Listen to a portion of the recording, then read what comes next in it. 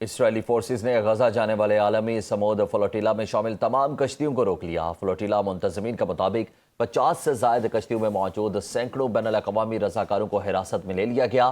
پاکستان کے سعد ایدھی بھی شامل۔ انتہا پسند اسرائیلی وزیر کا کہنا ہے کہ فلوٹیلا کے گرفتار ارکان سے تضحیک آمیز سلوک کی ویڈیو بھی شیئر کی گئی ہے۔ بن گویار کے کہنے پر عالمی امدادی کارکنوں کو تشدد کا نشانہ بنایا گیا۔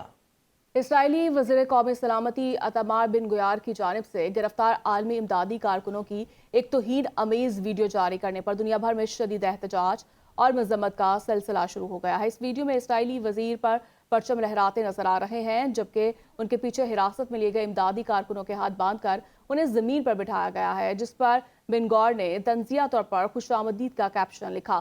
اسرائیل کی زیر حراست ان عالمی رضاکاروں میں پاکستانی امدادی کارکن اور ایدھی فاؤنڈیشن کے نمائندے سعد ایدھی بھی شامل ہیں۔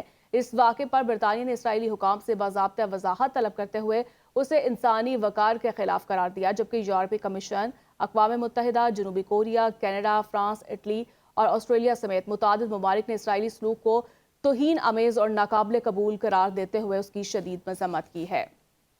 اسرائیلی پارلیمنٹ کی جانب سے پارلیمنٹ کو تحلیل کرنے کے بل کو ابتدائی منظوری دے دی گئی۔ بین الاقوامی میڈیا کی رپورٹ کے مطابق پارلیمنٹ کو تحلیل کرنے کا بل نیتن یاہو کی حکمران اتحادی جماعت کی جانب سے پیش کیا گیا ہے۔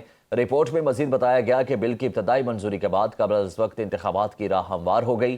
ابھی اس بل کو مزید 3 مراحل کی پارلیمانی منظوری سے گزرنا ہوگا۔ ایرانی پاسداران انقلاب کا کہنا ہے کہ اگر ایران پر دوبارہ حملہ ہوا تو یہ جنگ خطے سے باہر تک پھیل جائے گی۔ پچھلی جنگ میں اپنی تمام صلاحیتیں استعمال نہیں کی۔ ان کا کہنا ہے کہ اگر ایران کے خلاف کوئی کارروائی کی گئی تو اس کی نئی علاقائی اور غیر علاقائی صلاحیتیں فعال ہو جائیں گی۔ اپنی طاقت سوشل میڈیا پر صرف کھوکھلے بیانات نہیں بلکہ میدان جنگ میں دکھائیں گے۔ ایرانی فوج کے ترجمان کا کہنا ہے کہ آبنۂ ہرمز کی صورتحال کبھی بھی ماضی جیسی نہیں ہوگی۔ دشمن کے پاس واحد راستہ یہی ہے کہ وہ ایرانی قوم کا احترام کرے اور ایران کے جائز حقوق کو تسلیم کرے۔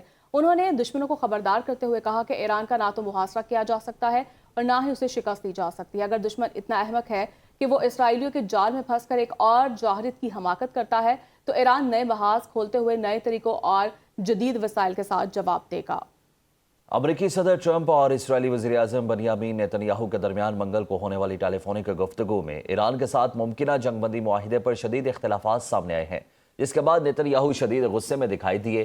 امریکی نیوز ویب سائٹ ایکزیوس کے مطابق صدر ٹرمپ نے نیتن یاہو کو مطلع کیا کہ ثالث ایک لیٹر آف انٹینٹ پر کام کر رہے ہیں، جس کے تحت امریکہ اور ایران باضابطہ طور پر جنگ ختم کر کے 30 روزہ مذاکراتی عمل شروع کریں گے، جس میں ایرانی جوہری پروگرام اور آبنائے ہرمز کو کھولنے جیسے اہم معاملات زیر بحث آئیں گے۔ تاہم نیتن یاہو اس سفارتی کوشش پر شدید شکوک و شبہات رکھتے ہیں اور وہ مذاکرات کی بجائے ایران کی عسکری صلاحیت کو مستقل طور پر کمزور کرنے اور اس کے اہم انفراسٹرکچر کو تباہ کرنے کے لیے جنگ دوبارہ شروع کرنے کے حق میں ہیں، جس کی وجہ سے دونوں رہنماؤں کے درمیان آئندہ کے لائے عمل پر واضح خلیج پیدا ہو گئی ہے۔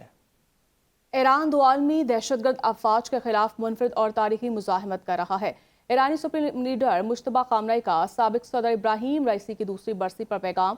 انہوں نے کہا کہ جنگ امریکی اور اسرائیلی حکام پر پہلے سے زیادہ بوجھ ڈال رہی ہے۔